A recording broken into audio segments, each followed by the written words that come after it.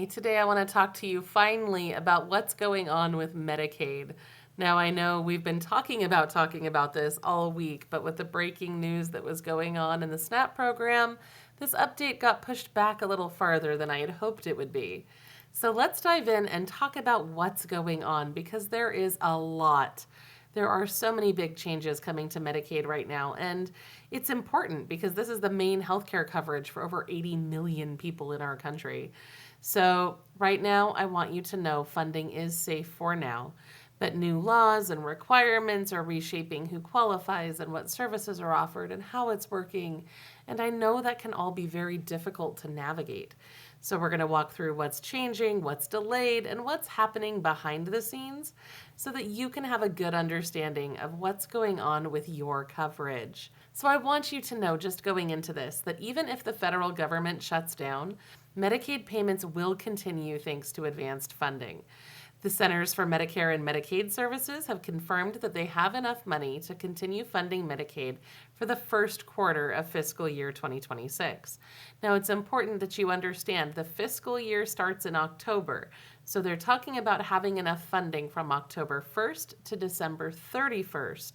After that, we'll see what happens. In the meantime, staff are still working to pay states and support the Children's Health Insurance Program, and we are optimistic that the government shutdown will be resolved well before that December 31st cutoff. Now, in the meantime, there is still a lot going on. So I want to start by talking to you about work requirements, because I know that's been a major source of stress for so many people on this channel. We know a lot of different states were stepping up and trying to implement new rules to get those work requirements going sooner rather than later. We did a whole different video on this earlier this year with all the different states that were trying to get this going really fast. Now, Indiana was one of those states, and they had planned to require most Medicaid enrollees to either work, study, or volunteer in order to keep their coverage starting effective July of 2026. Now, the federal government has informed Indiana that they can't do that they need to wait until the work requirements begin in 2027 when those One Big Beautiful Bill Act changes go into effect. Now, I thought that was really interesting because when you read the wording of the bill, it does say no later than December 31st of 2026. So I think these states thought the same thing I did, which meant that you could do it before. But according to what I read in the Indiana Capitol Chronicle, apparently not. So this delay will give states more time to prepare, and it will also spare many people from having to deal with that kind of coverage loss next year. In the meantime, they are gearing up for the implementation of those new work requirements. There have been different states that are testing systems to try to help make this easier when those changes do happen. Louisiana has been testing a text message system that will help people verify their income and meet new work rules. Only 7% of participants actually completed the process in their testing, though, which they're saying they need to get more word out about and so on. But I think a lot of people just naturally don't trust those text links because so often they are scams. However, CMS Director Dr. Mehmet Oz said that the new technology will allow people to verify their incomes within 7 minutes. The different strategies that we've seen rolling out tend to be mobile first in the form of apps or these text message things. Brian Blaze is the president of Paragon Health Institute, and he said that with AI, quote, people should be able to seamlessly enter how they are spending their time, end quote. So we don't know what kind of AI involvement or other things will be going into this, but a lot of experts are saying there's very little proof that the new tech tools actually help or even do exactly what they're supposed to do. For example, KFF Health News found scant evidence to support such claims. This is a quote from their article that you can see screenshotted there. They said federal and state officials have offered little insight into what new technology the two pilots have tested. They do say, however, that it connects directly with the websites of Medicaid enrollees' payroll providers, rather than using artificial intelligence to draw conclusions about their activities, end quote. Now, Another problem that was noted by KFF is that neither pilot program confirms if people meet other qualifying activities, such as community service. Right now, they are solely focused on work by verifying work income, and they're not necessarily prepared to take into account the other ways you can meet those requirements or be exempted from them. Now, states only have until the end of next year to figure out how they're going to do this. The federal government has given those jurisdictions a total of $200 million to figure this out. Right now, there is only one state that actually is implementing work reporting requirements, and that's the state of Georgia, and they're doing this through a Section 1115 demonstration waiver. They've been given an extension on that program to continue it until December of 2026, which is when those new requirements kick in, so basically it's going to continue, it looks like, in perpetuity. Now, some people call this program Georgia's Pathway to Coverage program. Other people call it the Pathway to Profit because corporate consultants are making crazy money on that plan. In fact, I saw another breakdown from Georgetown University's McCourt School of Public Policy that was very critical of how this program is functioning and who is actually profiting from it. They said, quote, Deloitte has received millions of taxpayer dollars erecting impenetrable red tape systems, while very few Georgians have been enrolled in the coverage they desperately need, end quote. They also went on to say that the Government Accountability Office found that 2/3 of total spending on that program went to administrative costs instead of care.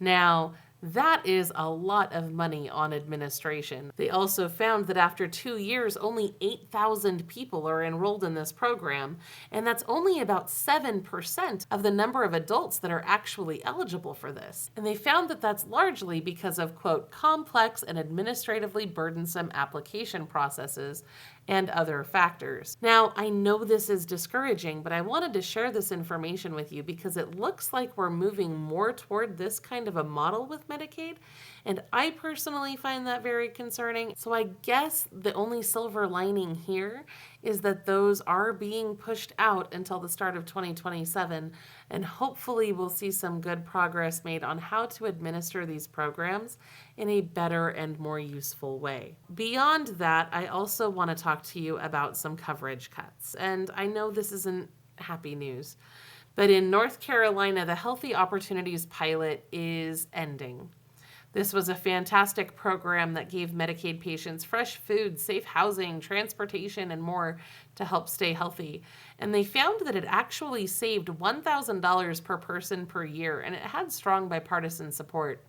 The program was really inventive because instead of just treating surface symptoms, they went deeper and prescribed services like mold remediation to ease the child's asthma symptoms, or special food boxes to help improve someone's diet so they would get less kidney stones. They helped with all sorts of different things that kind of solved the root need of the medical problem. And the theory was that they could cut down on expensive emergency visits and other services by treating the root of the problem instead of just those surface symptoms. And it was very successful. They saw a lot of savings from that. But due to the cuts to Medicaid, this program is coming to an end. In addition to that, Oregon has scrapped their plans for a re-entry Medicaid, which was going to cover people who are newly released from prison so that they were covered during their re-entry period. This program was canceled because it was not yet operational and the waiver was only going to last until 2027, and they expected that the new administration would probably not authorize it, and they didn't think that they would be able to get it operational in time to make it worthwhile. So they are going to be postponing that and focusing on other initiatives instead. In addition to that, Minnesota is also pausing payments to vendors on 14 different Medicaid programs for 90 days while they investigate fraud. There's been a lot of different fraud in Medicaid. Usually that fraud is not what you see talked about necessarily in the news. A lot of people seem to be under the impression that people who use Medicaid are the ones who are defrauding Medicaid. But in the reports that you actually see, a lot of that coverage comes from vendors who bill for services never rendered or never needed. So this pause is going to stop payments to providers for autism treatment, mental health services, housing stabilization programs, and other things where the vendors are likely to submit fraudulent claims and make that money. And if you think about it, that makes sense, right? Because Medicaid pays the provider, not the person who receives the benefits. So it makes sense that that would be where a lot of that fraud would come from. Now, this does follow reports of hundreds of millions of dollars in misuse of state and federal Medicaid funds, so it's understandable why they're going to take that step, but it could potentially cause delays in services because basically what they're saying is that the people who get reimbursed for Medicaid for these things aren't going to see that money for like 90 days. And that's going to be a hardship on some of those providers. So the 14 affected programs are integrated community supports, non-emergency medical transportation, that's what helps you get to and from your appointments, peer recovery services, adult rehabilitative mental health services, adult day services, personal care assistance or community first services, recuperative care, individual home supports, adult companion services, night supervision, assertive community treatment, intensive residential treatment services. Those are going to be the ones where those payments are paused. Now, there's a chance if you're using Medicaid in this state that you won't even notice this is happening and your appointments may continue as normal. We don't exactly know how that's going to go on the patient side of things. Now, I want to talk to you about what's going to happen now, right? Because there's a lot of things in flux right now. We know that changes are coming to Medicaid that are going to cause people to lose coverage, whether that's the work requirements or other changes. Now, we do know that when the COVID protections ended, like 25 million people lost Medicaid. And that was often due to paperwork errors or missing mail or confusing renewal forms more than it was that people just weren't eligible, because a lot of people were still eligible, whether they were working low-wage jobs or seniors with disabilities or children. They just kind of fell through the cracks in the overloaded systems and they missed things and they got removed. So we've seen this before where people who are eligible lose that coverage anyway. And it's not fair, but I want you to know what to do if that happens and hopefully how to prevent it from happening to you. So if you look on this chart, you can see a couple of key dates that are coming up. October 1st of 2026 is going to end Medicaid eligibility for some lawfully present immigrants. Then, of course, at the end of December next year, you have those work requirements go into effect, as well as those increased frequency and determinations, which means every 6 months, you're going to have to reprove that you're still eligible for Medicaid. And then in January of 2027, they're going to shorten the retroactive coverage period and so on and so forth from there. I want you to be very careful with this. If you move, if your address changes, if your phone number changes, if your email changes, whatever, you need to make sure that you're updating whatever information your office tracks, because if they reach out to you by any of those methods and they can't reach you, you could miss a critical notice. And if you miss your notice, you might miss a deadline. If you miss a deadline, you might be removed from the program. That can create all sorts of headaches I don't want you to have to deal with. So it starts with keeping your contact information up to date so that you're able to get the news and the notices that affect you. Now, if you do get a scary letter or you find out that you're cut off from the program by mistake, please don't panic, right?